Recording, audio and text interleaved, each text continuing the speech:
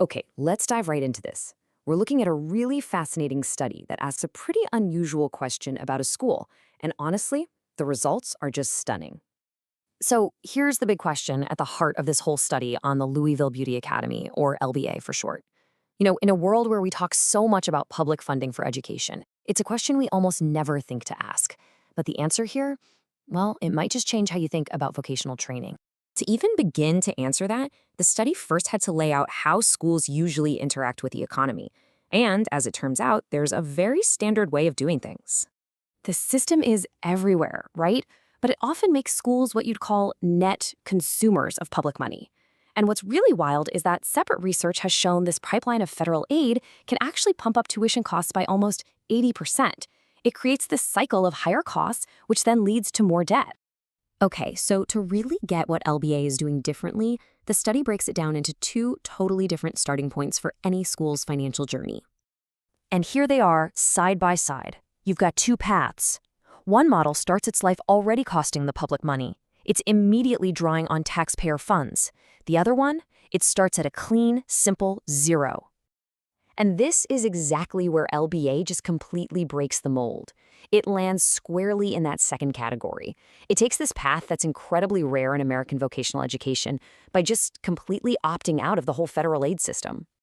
So, if the school starts its financial life at absolute zero, where does it end up? Well, the study tracked every single dollar generated over a whole decade to find out. The final number is just staggering. After 10 years, LBA has made a nearly $49 million net positive contribution to the economy. Now think about that. That means it's not just paying for itself, it's actively generating a surplus for taxpayers. And this chart just brilliantly shows you the math. Look at this waterfall. It starts small with state-level fees, but then it just explodes with millions in state and federal tax revenue. But notice those two bars in the middle? Zero. $0 in federal or state aid. It is a one-way flow of pure positive revenue. But where does all that taxable money actually come from? It's not magic, right? Well, the study shows it comes from about $290 million in total economic activity, and that's all fueled by about 2,000 graduates and 30 alumni-owned salons. And the biggest piece of that pie, it's the income earned by the graduates themselves. I love this chart because it maps out the whole journey so perfectly. On the left, you've got students paying their own way with private tuition. That money then flows into the middle, creating graduate income and new businesses. And what does that do? It pours a steady stream of tax revenue into the Kentucky economy on the right. It's a totally self-sustaining cycle of growth. So here's the really crucial point. It's not just about what LBA generated, it's also about what its model avoided. And this is where the numbers get even more dramatic. To figure this out, the study ran a fascinating what-if scenario. What would have changed if LBA had just followed the standard federally funded playbook like almost everyone else? And the answer is a pretty big one.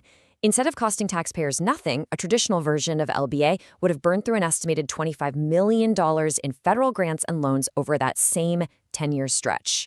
This slide right here shows the incredible swing.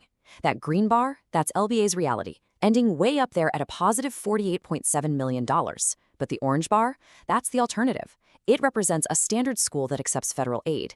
It starts by digging a $25 million hole for taxpayers, and even after generating the same taxes, it ends up with a net impact of only about $24 million. That's a model that is $25 million less effective for all of us. So when you add the $48.7 million that LBA actually generated to the $25 million in costs it avoided, you get a total fiscal swing of over $73 million. I mean, that's the power of starting at zero.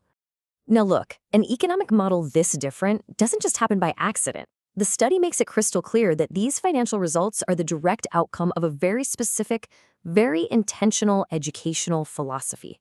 It's all built on this single founding principle from its founder, Dichi Tron. The goal isn't just to get an education. It's to contribute. The entire financial structure of the school is designed to fulfill this one mission: give more than you take.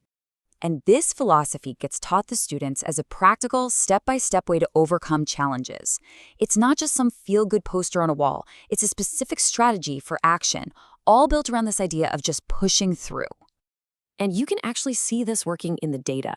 The school has the highest number of exam retakes in the entire state.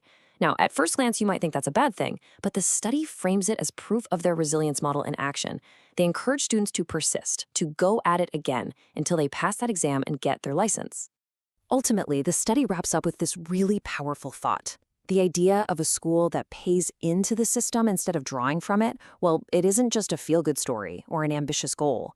It's a matter of documented math. And it really leaves you wondering, what if more of our education system was built on this kind of arithmetic?